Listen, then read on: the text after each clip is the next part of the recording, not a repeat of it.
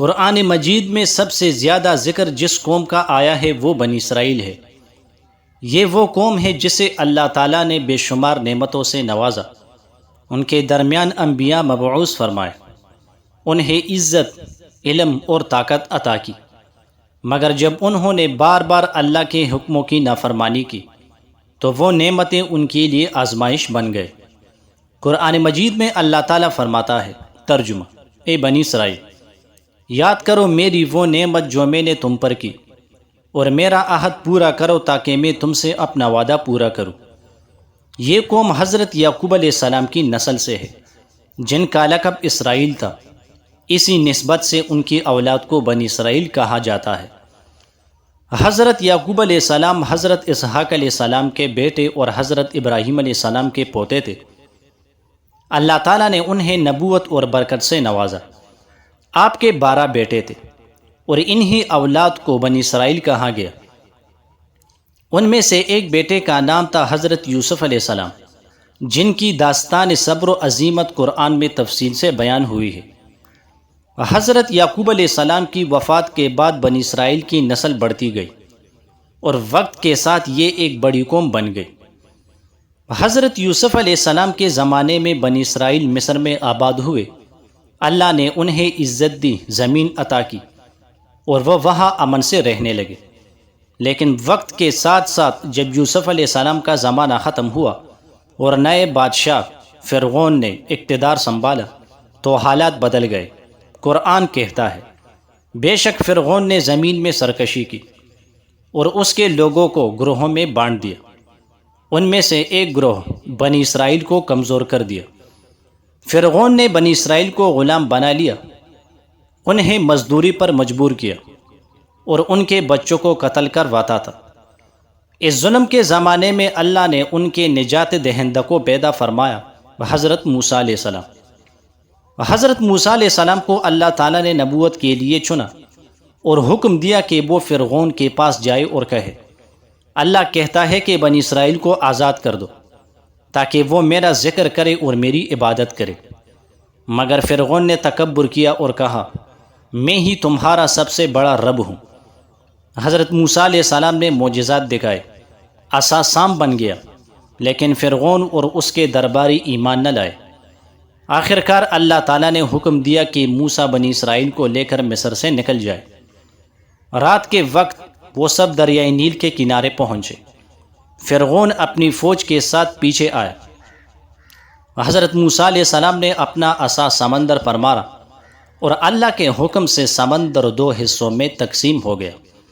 بنی اسرائیل گزر گئے، اور جب فرعون اپنی فوج کے ساتھ داخل ہوا تو سمندر بند ہو گیا اور وہ سب غرق ہو گئے۔ قرآن کہتا ہے، ہم نے انہیں سمندر میں غرق کر دیا کیونکہ انہوں نے ہماری آیات کو جھٹلایا تھا۔ جب فرعون ہلاک ہو گیا تو بنی اسرائیل آزاد ہو گئے، لیکن اس آزادی کے بعد ان کے امتحان شروع ہوئے۔ جب وہ مصر سے نکلے تو ایک قوم کو دیکھا جو بتوں کی پوجا کر رہی تھی۔ انہوں نے حضرت موسیٰ علیہ السلام سے کہا، اے موسیٰ، ہمارے لیے بھی ایسا معبود بنا دو جیسے ان کے ہے۔ حضرت موسیٰ علیہ السلام نے فرمایا، تم جاہل لوگ ہو، اللہ ہی تمہارا رب ہے جس نے تمہیں فرعون سے نجات دی۔ اللہ تعالیٰ نے انہیں من و سلوہ کھانے کو دیا، لیکن وہ ناشکری کرنے لگے، کہنے لگے، ہم ہر روز ایک ہی کھانا کھاتے کھاتے تک گئے ہیں، ہمیں پیاز، دال اور سبزیاں چاہیے۔ حضرت موسیٰ علیہ السلام نے فرمایا، کیا تم بہتر چیز کے بدلے گھٹیا چیز مانگتے ہو؟ جاؤ کسی بستی میں جا کر وہ چیزیں لے آؤ۔ جب حضرت موسیٰ علیہ السلام 40 دن کے لیے کوہ طور پر گئے تاکہ اللہ سے ہم کلام ہو، تو ان کے پیچھے سامری نامی شخص نے ایک سونے کا بچڑا بنا کر قوم سے کہا، یہ تمہارا رب ہے اور موسیٰ کا بھی۔ قوم نے اس بچڑے کی پوجا شروع کر دی۔ جب حضرت موسیٰ علیہ السلام واپس آئے تو غصے میں فرمایا، کیا تم میرے بعد گمراہ ہو گئے ہو؟ اور انہوں نے سامری کو سزا دی۔ اللہ تعالیٰ نے فرمایا، انہوں نے اس کے بعد بچڑا بنا لیا، مگر ہم نے انہیں معاف کر دیا۔ کچھ بنی اسرائیل نے کہا، ہم اس وقت تک ایمان نہیں لائیں گے جب تک اللہ کو سامنے نہ دیکھ لے۔ نتیجتاً آسمان سے بجلی گری اور وہ ہلاک ہو گئے۔ پھر اللہ نے اپنی رحمت سے انہیں دوبارہ زندہ کیا۔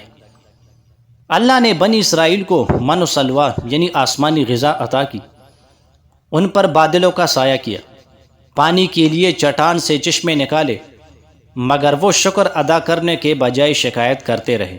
اللہ تعالیٰ نے فرمایا، ہم نے تمہیں پاکیزہ رزق دیا، اسے کھاؤ مگر اس میں حد سے نہ بڑھو، مگر وہ حد سے بڑھے اور اللہ کے عذاب میں مبتلا ہوئے۔ ایک دن بنی اسرائیل میں ایک شخص قتل ہو گیا۔ لوگ جھگڑنے لگے کہ قاتل کون ہے۔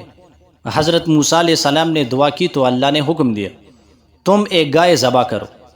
انہوں نے سوال پر سوال شروع کر دیے، کس رنگ کی ہو، کیسی ہو، بوڑھی یا جوان؟ اللہ تعالیٰ نے فرمایا، ایسی گائے جو نہ بہت بوڑھی ہو نہ بہت جوان، درمیانی عمر کی، زرد رنگ کی، دیکھنے والوں کو خوش کر دینے والی ہو۔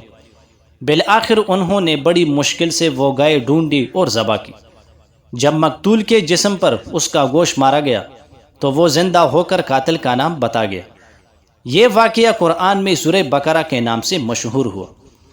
بنی اسرائیل کی نافرمانیاں بڑھتی گئی، اللہ تعالیٰ نے ان پر طرح طرح کے عذاب بھیجے۔ جب حضرت موسیٰ علیہ السلام نے انہیں حکم دیا کہ اللہ کی راہ میں جہاد کرو اور مقدس زمین فلسطین میں داخل ہو جاؤ، تو انہوں نے جواب دیا، اے موسیٰ، وہاں تو بڑے زور آور لوگ ہیں، ہم اس میں ہرگز داخل نہیں ہوں گے جب تک وہ وہاں سے نکل نہ جائے۔ اللہ نے فرمایا، پس یہ زمین 40 سال تک ان پر حرام کر دی گئی، وہ صحرائے سینا میں بھٹکتے رہیں گے۔ یہی دور طیہ کے نام سے مشہور ہے۔ حضرت موسیٰ علیہ السلام کی وفات کے بعد ان کے شاگرد حضرت یوشع بن نون علیہ السلام کو نبوت ملی۔ ان کے زمانے میں بنی اسرائیل کو دوبارہ طاقت ملی اور انہوں نے فلسطین میں داخل ہو کر اسے فتح کیا، لیکن جلد ہی وہ پھر نافرمان ہو گئے۔ جب بنی اسرائیل پر دشمن قوموں نے حملے کیے تو انہوں نے نبی سے کہا، ہمارے لیے ایک بادشاہ مقرر کرو تاکہ ہم جہاد کریں۔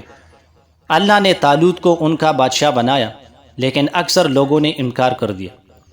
طالوت کی فوج میں ایک نوجوان تھا، حضرت داؤد علیہ السلام۔ انہوں نے جالوت نامی طاقتور دشمن کو قتل کیا اور اللہ نے انہیں نبوت و بادشاہت عطا کی۔ حضرت داؤد علیہ السلام کے بعد ان کے بیٹے حضرت سلیمان علیہ السلام کو بادشاہت ملی۔ اللہ نے انہیں ایسا اقتدار دیا کہ جنات، پرندے، ہوائیں سب ان کے تابع تھی۔ قرآن کہتا ہے، حضرت سلیمان علیہ السلام کے زمانے میں بنی اسرائیل کو عروج حاصل ہوا، لیکن ان کے بعد قوم دوبارہ بگڑ گئی۔ انہوں نے انبیاء کو جھٹلایا اور بعض کو قتل تک کر دیا۔ اللہ تعالیٰ نے بنی اسرائیل کی نافرمانی پر انہیں دشمن قوموں کے حوالے کر دیا۔ قرآن میں فرمایا، ہم نے بنی اسرائیل کو کتاب میں بتا دیا کہ تم زمین میں 2 مرتبہ فساد کرو گے اور بڑی سرکشی کرو گے۔ چنانچہ ایک بار بخت نصر نے ان پر حملہ کر دیا، دوسری بار رومی بادشاہ ٹائٹس نے بیت المقدس کو مسمار کر دیا۔ یہ ان کے اعمال کا نتیجہ تھا۔ اللہ نے بنی اسرائیل میں آخری نبی عیسیٰ علیہ السلام کو مبعوث فرمایا۔ انہوں نے اللہ کے حکم سے مردوں کو زندہ کیا، آندھوں کو بینا کیا اور لوگوں کو توحید کی دعوت دی، مگر بنی اسرائیل نے ان پر بھی ایمان نہ لایا بلکہ قتل کی سازش کی۔ قرآن میں ہے، اللہ تعالیٰ نے عیسیٰ علیہ السلام کو آسمان پر اٹھا لیا اور ان کی جگہ کسی دوسرے کو ان کی صورت میں ظاہر کر دیا۔ بنی اسرائیل کی پوری تاریخ قرآن میں ایک آئینہ ہے جس میں ہمیں اپنے اعمال کا عکس دیکھنے کی ضرورت ہے۔ نعمت ملنے کے بعد شکر ادا کرنا ضروری ہے۔ بنی اسرائیل نے ناشکری کی تو عزت ذلت میں بدل گئی۔ اللہ کے احکام میں تاخیر اور بحث انسان کو گمراہ کرتی ہے، جیسے انہوں نے گائے کے واقعے میں کیا۔ شرک اور بدعت سے بچنا لازم ہے۔ بچڑے کی پوجا نے ان کی تباہی کی بنیاد رکھی۔ علماء اور انبیاء کی عزت کرو۔ بنی اسرائیل نے انبیاء کو جھٹلایا تو اللہ نے ان سے نبوت چھین لی۔ امت محمد صلی اللہ علیہ وسلم کو عبرت حاصل کرنی چاہیے تاکہ ہم وہ غلطیاں نہ دہرائے جو انہوں نے کی۔ قرآن کہتا ہے، ہم نے بنی اسرائیل کو کتاب، حکم اور نبوت عطا کی اور انہیں پاکیزہ رزق دیا۔ مگر جب انہوں نے نافرمانی کی تو فرمایا پس ان کے عہد توڑنے کے سبب ہم نے ان پر لعنت کی۔